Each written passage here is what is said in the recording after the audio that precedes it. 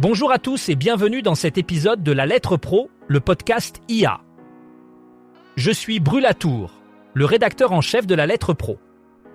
Aujourd'hui, nous allons explorer les actualités marquantes du jour dans le monde de la radio et du podcast. Voici un aperçu rapide des titres.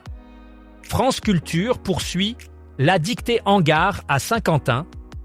Énergie organisera son Energy Summer Tour sur les plages du 28 juillet au 14 août et l'Arcom souhaite finaliser la transition numérique de la radio. Nous verrons aussi que 10% des podcasts vidéo concentrent 85,4% des heures consommées et bien plus encore. Passons maintenant à notre premier sujet du jour. France Culture et SNCF, Gares en Connexion poursuivent leur initiative, la dictée Hangar, avec une nouvelle étape ce mercredi 20 mai dans le hall de la gare de Saint-Quentin. Cet événement, soutenu par la ville de Saint-Quentin, sera la 3e dictée Hangar de l'année.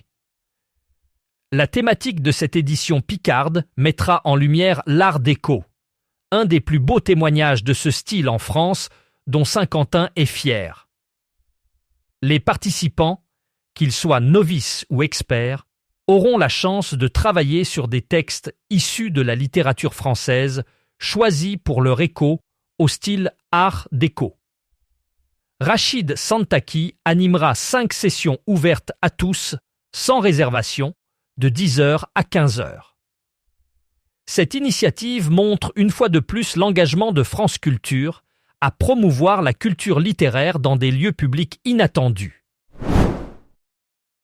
Le Energy Summer Tour est de retour et promet d'apporter du fun et de la musique sur les plages françaises cet été. Du 28 juillet au 14 août, les plages de France vibreront au rythme de cet événement festif organisé par la célèbre station Énergie. Ce tour est une véritable tradition estivale qui attire chaque année un large public avide de divertissement en plein air. Au programme, une série de concerts gratuits, des animations et des rencontres avec des stars de la musique. L'événement est conçu pour offrir une expérience unique mêlant musique, soleil et convivialité.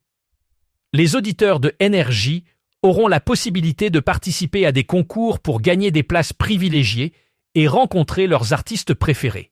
C'est l'occasion idéale de passer un moment inoubliable tout en profitant des plaisirs estivaux sur les plus belles plages du pays. Ne manquez pas cette célébration musicale qui promet d'être exceptionnelle. L'Arcom a récemment dévoilé son projet stratégique pour la période 2026 à 2028, axé sur l'achèvement de la transition numérique de la radio.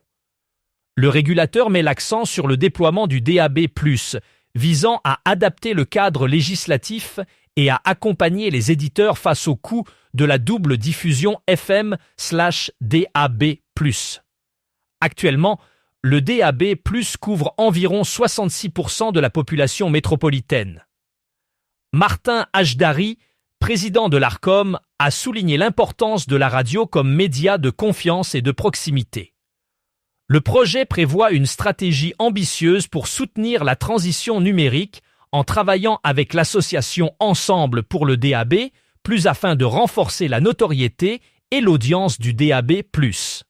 L'Arcom souhaite également moderniser le cadre réglementaire de la radio et promouvoir l'usage des podcasts et des données audio numériques. Cette démarche vise à assurer la pérennité du modèle radio dans un contexte économique et technologique en mutation. Une étude récente intitulée The State of Video Podcasting 2026 par Million Podcast révèle une concentration significative dans le marché des podcasts vidéo. En effet, seulement 10% des podcasts vidéo accaparent 85,4% des heures consommées. Cela signifie que la majorité des auditeurs se tournent vers un petit nombre de programmes très populaires, tandis que la plupart des podcasts vidéo restent dans l'ombre avec moins de 10 000 auditeurs chacun. Les podcasts qui dépassent les 100 000 auditeurs captent l'essentiel de l'écoute modélisée, démontrant ainsi un marché très polarisé. Cette situation met en lumière les défis auxquels font face les créateurs de contenu pour émerger dans un marché où les géants dominent l'écoute. Le 208e numéro de la Lettre Pro l'Hebdo est paru ce mardi, mettant en avant les dynamiques actuelles de la radio et de l'audio digital. Ce numéro explore la puissance des radios locales italiennes et les nouveaux formats éditoriaux dédiés au secteur. Les données Audi Radio révèlent que les radios locales en Italie totalisent 29 795 000 auditeurs cumulés sur un jour moyen, soulignant leur importance dans le paysage radiophonique. Marco Rossignoli, coordinateur d'Aeranti Corallo, souligne la capacité des radios locales à maintenir un lien fort avec leurs auditeurs grâce à l'information de proximité. Le numéro présente également l'Insight du mois, un nouveau rendez-vous éditorial de la Lettre Pro de la radio. Ce format mensuel, soutenu par RCS Europe, proposera chaque début de mois une lecture transversale de l'actualité radio, podcast et audio digital. Jusqu'à la fin juillet, les numéros sont proposés gratuitement aux professionnels pour tester la formule et recueillir des retours. En complément, l'hebdo offre une playlist de la rédaction, des chiffres clés et le top 5 des articles les plus lus. Le numéro est disponible gratuitement en lecture directe. Au Canada, 29 radios francophones mettent en avant l'importance de la radio en situation d'urgence à travers une opération spéciale. Du 22 au 26 juin 2026, l'Alliance Radios coordonnera le concours « La radio partout, en tout temps, tout l'été ». Ce concours propose de gagner 290 lampes de poche radio multi-énergie, d'une valeur totale de 9 570 $ canadiens, pour souligner la capacité de la radio à informer sans nécessité de réseau cellulaire, d'abonnement ou d'écran.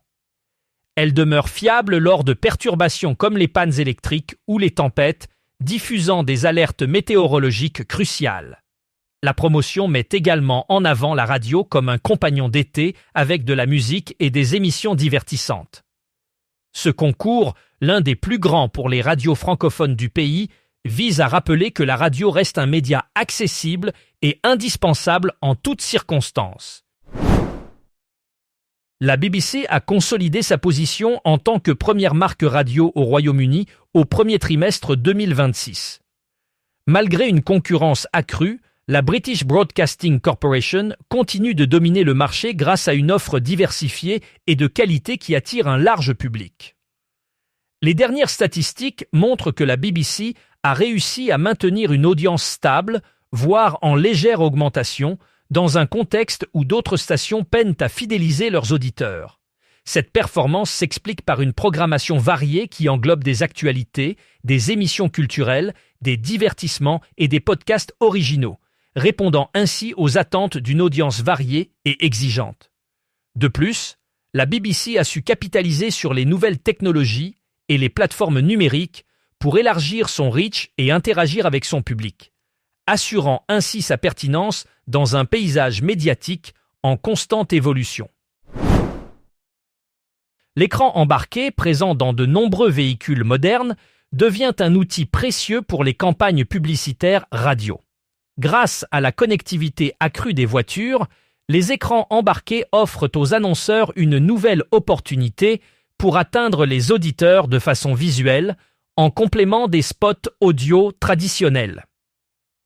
Ce dispositif permet aux stations de radio de proposer des publicités enrichies, incluant des éléments visuels tels que des images, des logos ou des messages textuels qui apparaissent synchronisés avec les annonces audio.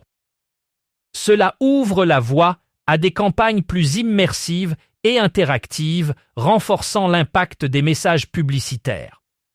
De plus, ces écrans peuvent diffuser des informations en temps réel, comme des alertes trafic ou des mises à jour météo, augmentant ainsi l'engagement des auditeurs. L'intégration de ces technologies dans le secteur de la radio témoigne de l'évolution continue du médium, cherchant à s'adapter aux nouvelles attentes des consommateurs et à maximiser l'efficacité des campagnes publicitaires. Marco Rossignoli, coordinateur d'Aeranti Corallo, souligne le rôle crucial que jouent les radios locales sur le marché italien. Selon les dernières données Audi Radio, ces radios totalisent 29 795 000 auditeurs bruts sur une journée moyenne. Rossignoli met en avant la capacité des radios locales à créer un lien fort avec les auditeurs grâce à des informations de proximité et à leur réactivité face aux besoins locaux. Il estime que ces stations sont essentielles pour maintenir une diversité médiatique et culturelle dans le paysage radiophonique italien. Les radios locales offrent également des opportunités pour les annonceurs souhaitant cibler des audiences spécifiques dans des régions précises. Rossignoli appelle à un soutien continu pour ces médias afin de garantir leur pérennité dans un environnement de plus en plus concurrentiel. Pour en savoir plus sur cette actualité et d'autres, rendez-vous sur le site lalettre.pro où vous pouvez aussi vous abonner à notre newsletter quotidienne.